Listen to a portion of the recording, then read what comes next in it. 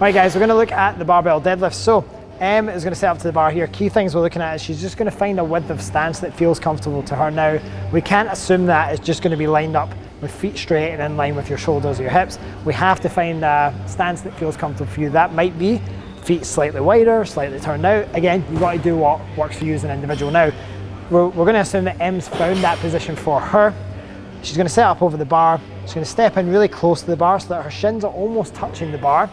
From there, she's gonna then reach down to the bar by hinging at the hips first, then bending at the knees. Now, a couple of things to notice here. If you were to look right through that side view of the camera, you'll see that literally her shoulder blades are sitting right over the top of the bar. If you find yourself being shoulder blades past the bar, you've went too far, but also if you find your shoulder blades are sitting way behind the bar, you're sitting way too far back. So shoulder blades over the bar. Weight is going to be in the midfoot, so not in the toes, not in the heels, just right in the center of that foot, but you want your big toe, little toe and heel planted on the floor. Then from there, before she lifts off the floor, she's going to take the tension of the slack out of the bar, so you'll see then that she has to retract the shoulder blades a little bit, create tension through that mid, back and lats. You'll almost see, hear this noise coming out of the bar as well, so if you just loosen it off Em and then pull on the bar. Great, so there's this slack that comes out. So if Em just lets go a second, if I were to do this, so you can probably hear that there's this kind of clink on the bar, so you want to make sure that when you lift it, you don't create that clink on the bar. She'll set up again. So she's going to make sure that, again, shoulder blades are over the bar. She takes the slack out of the bar, so there's no possible noise coming off the bar as she lifts off the floor. And then from here, she's going to keep, we'll do a rep, we'll come all the way back down. She's going to then control through that eccentric, bend at the knees, shoulder blades staying over the bar. Now hold there a second, Em.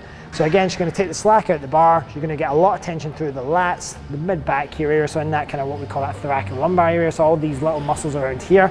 She's then going to, before she lifts, she's going to think about driving the feet into the floor. She's almost pushing the floor away from her. Almost imagine like you're doing a leg press. So you're going to almost treat it like you're doing a leg press through the floor. Tension in the quads to start, then smoothly push through the floor as you lift. And as you can hear, there was no noise on the bar. It was a really smooth takeoff off the floor. She locks out, making sure it's coming through the glutes and contracting the quads as well, pressing her feet away through the floor.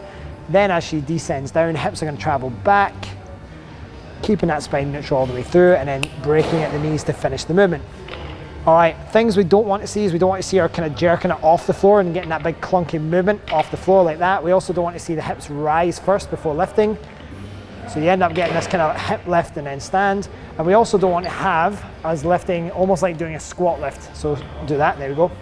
Now mistakes on the way down, if Em comes up to the top for me, we also on the descent don't want to break at the knees too early. So almost I like to call it like a bit of a squat lift. So if you go down but you almost treat it like a squat, you're staying too upright and trying to use too much knee bend to lower it to the floor. So we'll finish with 2 good reps, shoulder blades over the bar, slack out the bar, press through the floor, lock out to finish, hips hinge all the way back, then break at the knees. Last one, controlling those reps, owning it through the entirety of the movement.